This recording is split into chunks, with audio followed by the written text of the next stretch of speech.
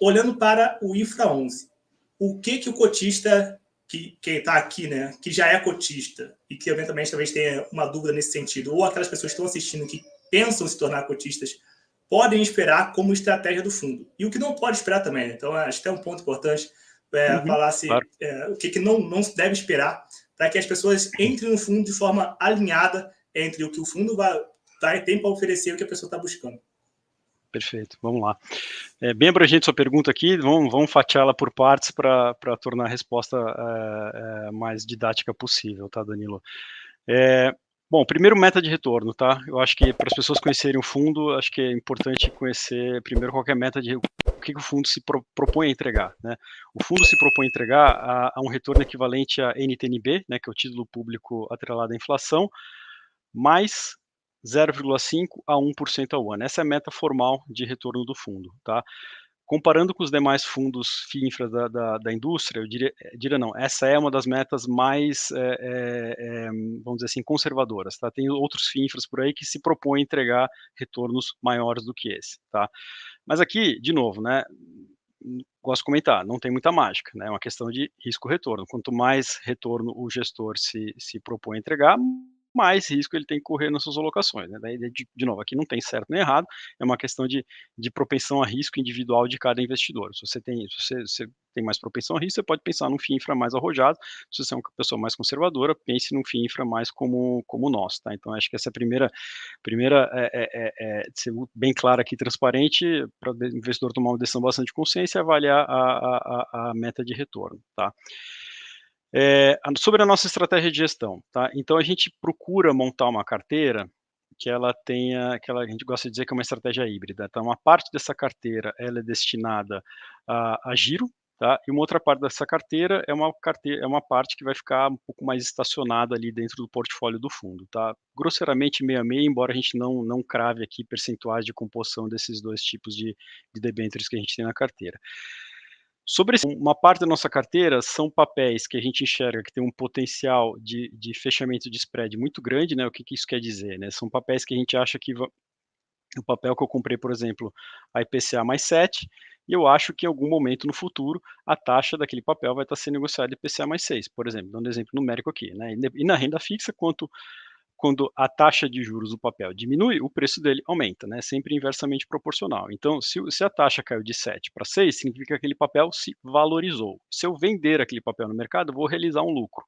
E com essa liquidez, esse dinheiro em caixa que eu tenho decorrendo daquela venda, eu vou lá e faço uma nova alocação, né? De um papel, de novo, IPCA mais 7, digamos, né? Só para usar o mesmo exemplo aqui. E assim eu vou girando, uma boa parte da nossa carteira a gente aloca para essa estratégia de girar, tá?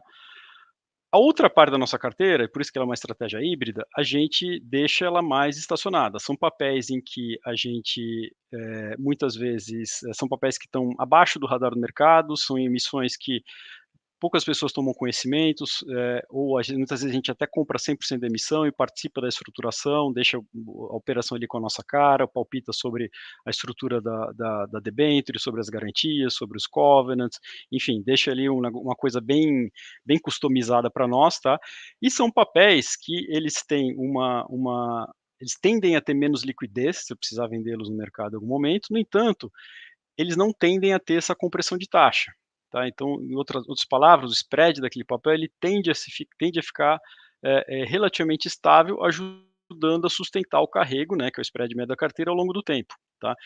E essa estratégia, a nosso ver, é uma estratégia bastante bem sucedida, na medida em que, quando eu faço esse giro da carteira, eu me aproprio dessa compressão toda de spread na cabeça e faço uma nova alocação com spread elevado. E, na prática, com isso, o que acontece é que eu acabo entregando um retorno muito superior à meta formal de retorno do fundo e tendo uma carteira com um nível de crédito bastante satisfatório, né? E muito com mais cara de high grade, vamos dizer assim, né? De bom risco de crédito. Então, só para exemplificar aqui, tá? A nossa meta de retorno formal, novamente, né? NTNB, que é o título público atrelado à inflação, mais 0,5 a 1% ao ano, tá? Só que com essa estratégia nossa de gestão ativa, de girar a carteira para uma parte da carteira que eu destino a essa finalidade, a gente entrega muito mais do que isso, Tá? Então, só para dar um exemplo, desde da concepção do fundo, início dele, até o fechamento de setembro agora, o retorno de verdade da carteira foi de NTNB mais 2,5%. Ou seja, ele é 1,5% superior ao retorno formal do fundo, sem correr risco adicional por conta disso, porque minha carteira permanece sendo uma carteira high grade, tá? Então, assim, é uma estratégia que a gente vê que é bastante vencedora, entrega resultados consistentes e de maneira com risco bastante controlado, tá? Então, essa é a nossa estratégia de gestão, a gente pretende continuar com ela de novo, né, muito bem sucedida até agora. Sobre a distribuição de dividendos, que eu acho que é uma pergunta que ocorreu aqui também, tá? A gente distribui dividendos em recorrência mensal, como todos os fundos imobiliários fazem, tá? E os FIAGROS também. E a nossa diretriz de distribuição de dividendos é a seguinte: a gente procura distribuir todos os meses o rendimento equivalente ao IPCA mais o juro real da carteira, né? E daí o cotista resolve o que quer fazer com aquele rendimento. Se ele quiser reinvestir na cota do fundo, ele reinveste. Se ele quiser usar para qualquer outra coisa, ele investe também, tá? Ah, Ricardo, todo mês vocês vão fazer isso? Não necessariamente. A gente entende que nosso objetivo, tá? Fazer essa distribuição de IPCA mais o juro real da carteira.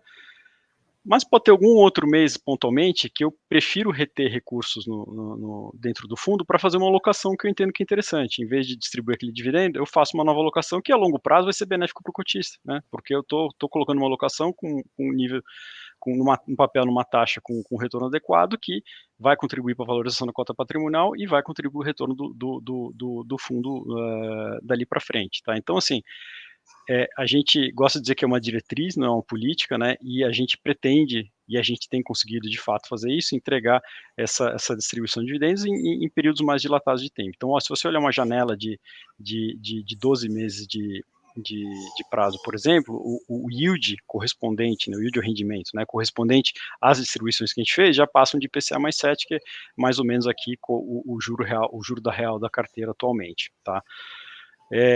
Outro ponto bastante interessante que eu convido os cotistas a olharem sempre, tá?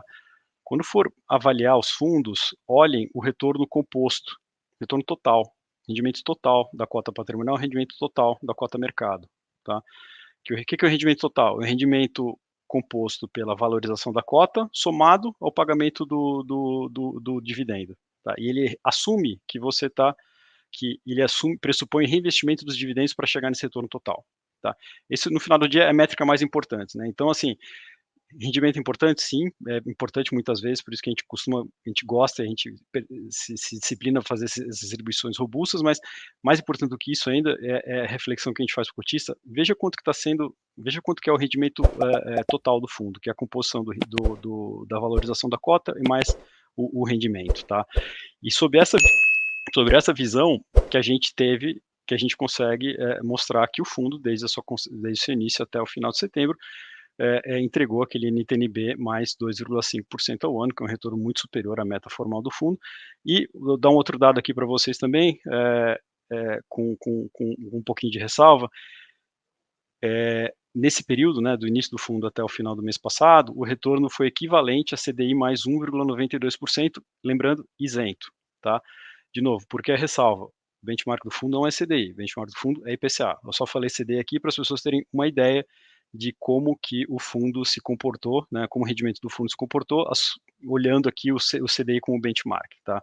Assim, também numa métrica de CDI, o fundo desempenhou super bem desde a sua criação, tá? E, de novo, um rendimento 100% isento para o investidor pessoa física, tá? Então, é isso que vocês podem esperar da nossa gestão. Estou à disposição aqui para mais perguntas, se ficou alguma dúvida, mas de forma geral, repetindo aqui, a gente gosta de fazer uma gestão híbrida, uma parte da carteira tende a ficar mais estacionada, outra parte da carteira destinada para giro, sempre nessa dinâmica de compra um papel a uma taxa alta, vendo ele quando essa taxa baixar, daí que está um pouco da nossa ciência barra arte aqui, identificar as emissões que a gente acha que vai ter um potencial de compressão de taxa para poder realizar essa venda e realizar esse ganho antecipado e fazer uma nova alocação com os recursos dessa ganho, e assim a gente vai girando a carteira ao longo do tempo. Tá?